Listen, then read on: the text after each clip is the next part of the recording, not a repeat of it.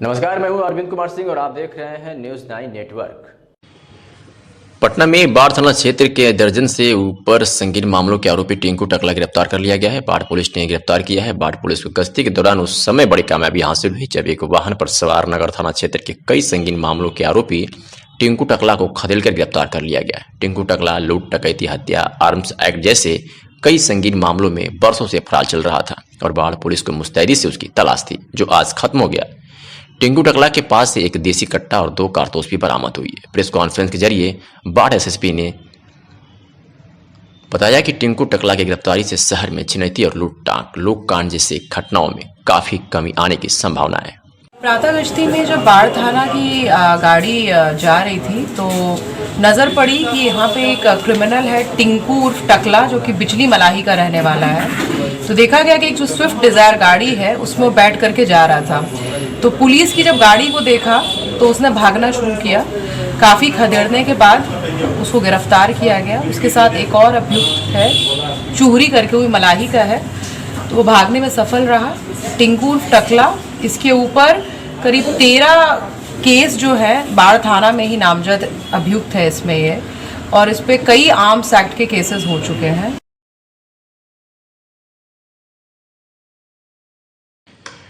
अररिया नगर थाना क्षेत्र के अंतर्गत आश्रम मोहल्ला वार्ड संख्या 14 में एक युवक ने फांसी लगाकर आत्महत्या कर ली। मृतक का नाम देवाशीष कुमार है। बताया जाता है कि मृतक देवाशीष अररिया अंचल कार्यालय में कार्यपालक सहायक के पद पर कार्यरत थे। प्राप्त जानकारी के अनुसार युवक ने अपने घर में फांसी लगाकर आत्महत्या कर ली। जब उनके घर वालों ने देखा कि फंदे से लटके हुए युवक का शव झूल रहा था, परिवार वालों ने इसकी घटना की जानकारी नगर थाना पुलिस को दी है। फिलहाल इस घटना के बाद परिवार में कोहराम मचा हुआ है।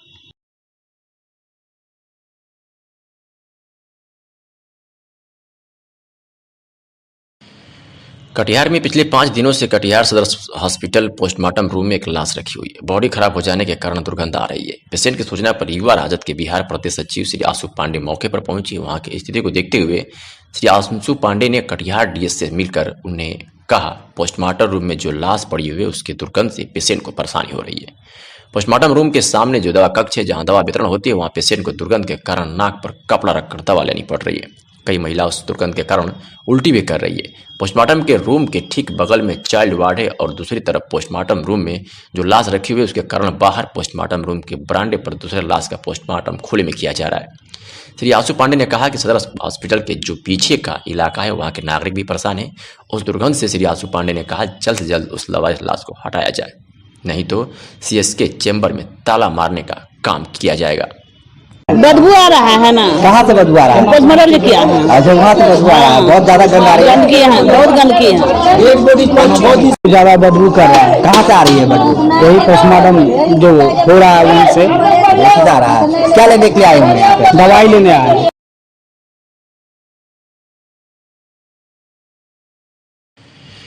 बिहार के नालंद में व्यवसायी के घर डाका डाला गया है। लूटी गई रकम के साथ पूर्व वार्ड पार्षद समेत 4 डकैत गिरफ्तार हुए हैं। पिछले 24 अक्टूबर को नगर थाना इलाके के नई सराय मोहल्ले में हुई व्यवसायी के घर हुए डाकाजनी की घटना को पुलिस ने उद्भेदन कर लिया है। पुलिस ने लूटी गई रकम के साथ पूर्व वार्ड पार्षद समेत 4 बदमाशों को गिरफ्तार किया है।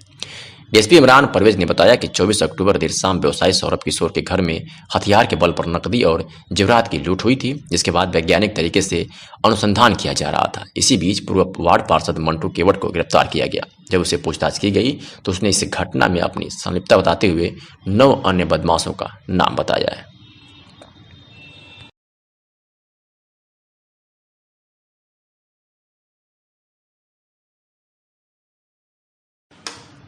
पूर्णिया पुलिस ने रुखसार प्रवीण की हत्या और कोई नहीं बल्कि उसके मंगेतर जिसान अली ने करवाई थी, इसका खुलासा कर लिया है।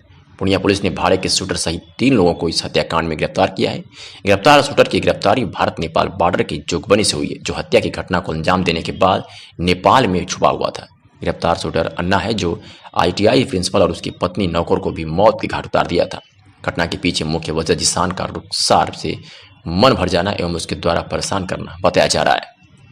कसार की हत्या उस वक्त कर दी गई थी जब रुखसार अपनी शादी की शॉपिंग के लिए सिल्लीगुड़ी जा रही थी। तभी डगरुआ थाना अंतर्गत NH पर बोलेरो पर सवार अपराधियों ने गाड़ी को ओवरटेक करके रुखसार की गोली मारकर हत्या कर दी थी। मृतका लगातार अपने मंगेतर जिसान अली के संपर्क में थी और सिल्लीगुड़ी जा रही थी। प्रथम दृष्टया में मंगेतर जिसान अली पर ही शक गया था, लेकिन साक्ष्य के अभाव में पीआर बांध पर उसे छोड़ दिया गया था। घटना में शामिल अपराधी की नेपाल में छुपे होने की जानकारी प्राप्त हुई है, जिसकी जानकारी नेपाल पुलिस से साझा की गई। इसके बाद नेपाली पुलिस ने भी उसके छुपे होने की जगह पर दबिश दी। दोनों शूटर इरशादुज्जमा उर्फ अन्ना और नीरज चौधरी साथी अपराधी हैं। दोनों के खिलाफ बेगूसराय के बलिया, बखरी और डढ़ाड़ी थाना में कई बड़े मामले दर्ज हैं। जब इरशाद को जानकारी हुई कि नेपाल पुलिस भी सक्रियता कुछ बढ़ गई और इसके बारे में तलाश कर रही है, तो नेपाल छोड़ के भागने का प्रयास कर रहा था। जिस क्रम में हम लोग को सूचना थी कि वो अब नेपाल से अपना जो वेयर अबाउट है उसको बदलना चाहता है। पूर्णिया पुलिस की एक टीम थी जो जोगबनी का जो भारत नेपाल बॉर्डर है वहाँ पर पहले से स्थित थी।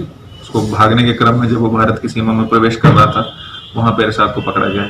उसके बाद उसने पूरी घटना को कैसे कारित किया गया उसके बारे में जानकारी दी, जिसके आधार पर जो घटना में प्रयोग की गई गाड़ी थी उसको भी पूर्णिया पुलिस के द्वारा रिकवरी। कटिहार के निजी नर्सिंग होम में धरती के भगवान कहे जाने वाले डॉक्टर की लापरवाही ने एक मासूम की जान ले ली। शर्म और संवेदना इतना भी नहीं रही कि मासूम की मौत के बाद भी नर्सिंग होम बच्चा अस्पताल का प्रबंधन पैसे के लिए मृतक मासूम के परिजनों पर पैसे के लिए दबाव बनाते रहे। कटिहार के मोगरा की रहने वाली पूनम देवी ने 11 दिन पहले अपने 1 महीने के मासूम को बुखार के इलाज के लिए शहर के प्रतिष्ठित नर्सिंग होम बच्चा अस्पताल में एडमिट कराया, लेकिन उस माँ को क्या मालूम कि मासूम स्वस्थ हो रही नहीं बल्कि मासूम का जनाजा ही निकलेगा। मृतक मासूम की मां पूनम देवी और मासूम के पिता पन्ना लाल ने डॉक्टर पर इलाज में लापरवाही का आरोप लगाया है। मृतक मासूम की मां ने बताया कि नर्सिंग होम प्रबंधन को इलाज के लिए कहीं से भी जुगाड़ कर 40,000 रुपए दिए, लेकिन डॉक्टर द्वारा और पैसे के इंतजाम के लिए कहा गया। गरीब दंपत को क्या पता कि जहां बच्चे को स्वस्थ करने के लिए लाया वहां से मासूम का जनाजा ही निकलेगा।